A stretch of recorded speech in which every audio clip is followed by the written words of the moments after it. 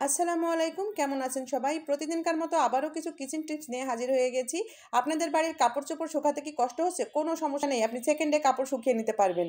সেই সাথে জেনে নিন, বেডশিটে অথবা অয়েল ক্লথে বা টেবিল ক্লথে কখনো যদি এরকম মোম পড়ে যায়, সে মোম কিভাবে উঠাবেন? সেই সাথে আরও জেনে নিন, আপনাদের বাসার বটি চকচকে ঝকঝকে তবুও কেন ধার থাকে না? এবং এই বটির ধার কিভাবে ফিরিয়ে আনবেন সেটাও জেনে নিন। এরকমই কিছু টিপস নিয়ে হাজির হয়ে গেছি।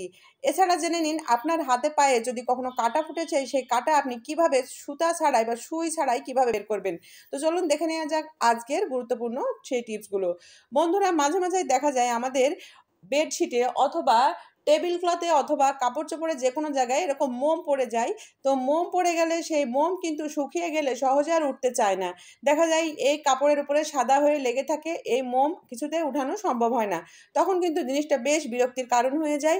তখন কাপড়টা দেখা যায় আমরা ব্যবহার করাই বাদ দিই। তো এরকম পরিস্থিতি যদি কখনো হয়ে থাকে, তাহলে এই মোম কিভাবে উঠাবেন দেখে নিন। বন্ধুরা, আমি ১ম এ একটু অপেক্ষা করলাম, অপেক্ষা করে মোমটা শুকিয়ে নিলাম। মোমটা কিন্তু অলরেডি শুকিয়ে গেছে আর শক্তও হয়ে গেছে, দেখতেই পাচ্ছেন। এখন এই মোমটা কিভাবে উঠাবেন দেখে নিন। অনেক সময় দেখা যায় এই কাপড়ে এরকম মোম পড়ে গেলে কাপড়টাই আমরা বাতিল করে দিই, কাপড়টা আর ব্যবহারই করি না। কিন্তু আপনারা তা করবেন না, খুব সহজে মোমটা উঠিয়ে নিতে পারবেন। এখানে নিয়েছি আমি একটি টিস্যু পেপার, আর টিস্যু পেপার দিয়ে কিন্তু কাজটা ভালো হবে, তাই টিস্যু পেপারই নেবেন। এবারে টিস্যু পেপারটা আমি ডাবল ভাঁজ দিয়ে এই মোমের উপরে এইভাবে রেখে দিলাম। রেখে দেওয়ার পরে একটি আয়রন গরম করে আমি এর উপরে জাস্ট একটুখানি প্রেস করতেই দেখুন, যখনই এটা গরম হয়ে যাচ্ছে, মোমটা কিন্তু গলে গলে এই টিস্যু পেপার চুষে নিচ্ছে। তো এইভাবে ততক্ষণ করতে হবে যতক্ষণ না পর্যন্ত পুরো মোমটা উঠে আসে। দেখুন এই জায়গাটা অনেকটা ভিজে গেছে, আমি এই জায়গাটা চেঞ্জ করে আরেক জায়গায় এভাবে নিয়ে নিলাম। যতক্ষণ পর্যন্ত এভাবে করে দেখবেন টিস্যু পেপারটা না ভিজছে, ততক্ষণ পর্যন্ত আপনি এভাবে করতেই থাকবেন। যখন দেখবেন টিস্যু পেপারটা আর ভিজছে না, তাহলে বুঝতে পারবেন কাপড়ে আর কোনো রকম মোম নেই। সেক্ষেত্রে কিন্তু কাপড়টা পরিষ্কার হয়ে যাবে। দেখুন আমি এইভাবে কয়েকবার করতেই কিন্তু কাপড় থেকে সব মোম উঠে এসেছে। লাস্টে আমি আরেকবারও করে দেখাচ্ছি। এবারে কিন্তু মোমটা আর উঠছে না, কেননা কাপড়ে আর মোম নেই, কাপড়টা একেবারে নরম হয়ে গেছে। এভাবে কিন্তু কাপড় থেকে আপনারা মোম উঠিয়ে নিতে পারবেন। এবারে চলে যাচ্ছি পরবর্তী টিপসে। মাঝে মাঝে দেখা যায় আমাদের হাতে পায়ে বা বাচ্চাদের হাতে পায়ে অনেক সময় কাঁটা ফুটে যায়। তো কাঁটাটা কিন্তু বের করতে গেলে বাচ্চারা তো ব্যথা পায়, আর এভাবে সুই দিয়ে কাঁটা বের করতে গেলে রক্তপাত হয়, পাশাপাশি কিন্তু ব্যথাও পায়। এরকম যদি বাচ্চাদের অথবা বড়দের হাতে পায়ে কোথাও কাঁটা বিঁধে যায়, সেই কাঁটা কিভাবে বিনা কষ্টে বিনা ব্যথায় বের করবেন সেটা শিখে নিন। বন্ধুরা, তার জন্য যেটা করতে হবে, আমি এখানে নিয়ে নিয়েছি একটি বাটি।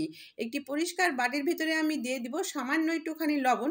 লবণ খুব বেশি দেওয়ার প্রয়োজন পড়বে না, আমি দেখুন হাফ চা চামচেরও কম দিয়েছি। এবারে এখানে দিয়ে দিব হোয়াইট ভিনেগার অথবা সাদা সিরকা, একই জিনিস। হোয়াইট ভিনেগার ও সাদা সিরকা একই জিনিস। আমি এখানে সামান্য হোয়াইট ভিনেগার দিয়ে দিলাম, সেই সাথে দিয়ে দিচ্ছি গরম পানি। গরম পানি মোটামুটি আপনার হাতে সহ্য হয় সেমন পানি দিতে হবে, সেরকম গরম দিতে হবে। এবারে আমি ৩টা জিনিস ভালো করে মিশিয়ে নিব। ভালো করে মিশিয়ে নেওয়ার পরে এই মিশ্রণের ভিতরে যেখানে কাঁটা বিঁধে গেছে হাতের অথবা পায়ের, সেই জায়গাটা ধরে রাখতে হবে। ধরে রাখলেই দেখবেন যে কোনো কাঁটা থাকলে সেটা ৩ থেকে ৪ মিনিটের মধ্যে বেরিয়ে আসবে। সেই কাঁটাটা কিন্তু আর আপনার স্কিনে বিঁধে থাকবে না। আর এই কাঁটাটা বের করার জন্য আপনাকে কষ্টও করতে হবে না।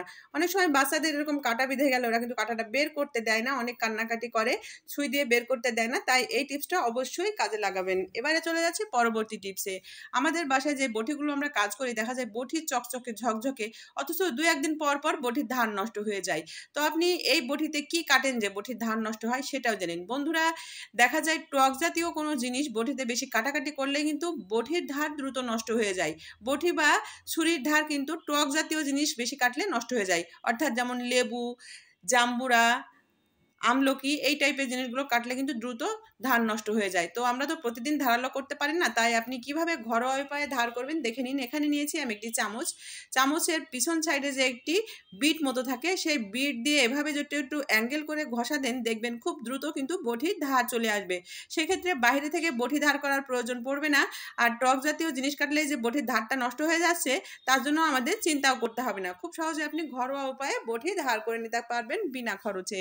এবারে চলে যাচ্ছি পরবর্তী টিপসে। আমরা তো প্রতিনিয়ত দেখা যাচ্ছে পাকা কলা খাচ্ছি, কিন্তু আমরা অনেকেই জানি না পাকা কলার খোসা কিন্তু অনেক উপকারী একটি জিনিস স্কিনের জন্য। তো পাকা কলার খোসা আপনারা ভুলেও ফেলে দিবেন না। একটুখানি এরকম পাকা কলার খোসা নিয়ে কলার খোসার ঠিক ওপরে যদি সামান্য একটু মধু এইভাবে দিয়ে মধুটা মিশিয়ে নেন, মিশিয়ে নেওয়ার পরে এটা যদি আপনাদের হাতের অথবা পায়ের তালুতে ঘষা দেন, দেখবেন খসখসে স্কিনও সফট হয়ে যাবে। এছাড়া যাদের পা ফাটার সমস্যা আছে তারা এভাবে যদি পায়ে ঘষে নেন, পায়ের গোড়ালিতে ঘষে নেন, দেখবেন খুব সহজে পা ফাটা দূর হয়ে যাবে। আপনার স্কিন হবে সফট, একেবারে নরম। তো ঠিক এই পাকা কলার এই সাইডটা এভাবে পায়ে ঘষবেন। এটা গোসল করার অন্তত আধা ঘন্টা আগে করবেন। আধা ঘন্টা এভাবে রেখে দিবেন। তারপরে আপনারা গোসল করে নিবেন। অন্য সময় যদি করেন অন্তত আধা ঘন্টা রেখে দিতে হবে। দেওয়ার পরে আপনারা গোসল করে নিবেন। দেখবেন আপনাদের পা ফাটা চিরতরে দূর হয়ে যাবে। খসখসে স্কিন হলে সফট হয়ে যাবে, নরম হয়ে যাবে। তাই এই টিপসটি অবশ্যই কাজে লাগান। আর এইভাবে কিন্তু প্রতিদিন কলা খাচ্ছি আমরা যদি সপ্তাহে অন্তত ৩ দিন এই কাজটা করি, দেখবেন স্কিনের কতটা উপকার হয়। এটা অনেক উপকারী একটি টিপস, অবশ্যই ট্রাই করবেন। অনেকে দেখা যায় শুধু শীত না, যে কোনো ঋতুতেই কিন্তু তাদের হাত পা ফেটে যায়। তো আপনারা কিন্তু অবশ্যই এই টিপসটা কাজে লাগাতেই পারেন। তো এবারে চলে যাচ্ছি পরবর্তী টিপসে। বন্ধুরা, জামা কাপড় দেখা যায় বাসায় বাচ্চা কাচ্চা থাকলে শুকাতে চায় না, অর্থাৎ বাচ্চা কাচ্চা প্রচুর জামা কাপড় ময়লা করে।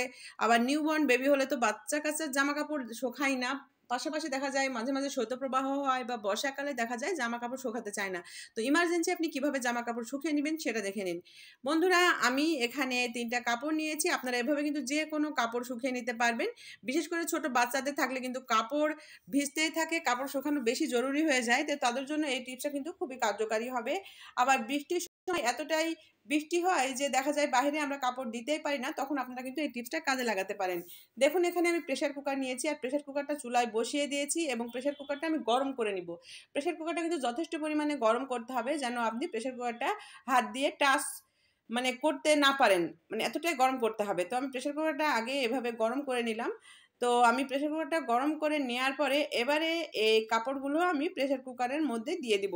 তবে খুব বেশি ভেজা কাপড় কিন্তু ক্ষেত্রে এই টিপসটা কার্যকারী হবে না।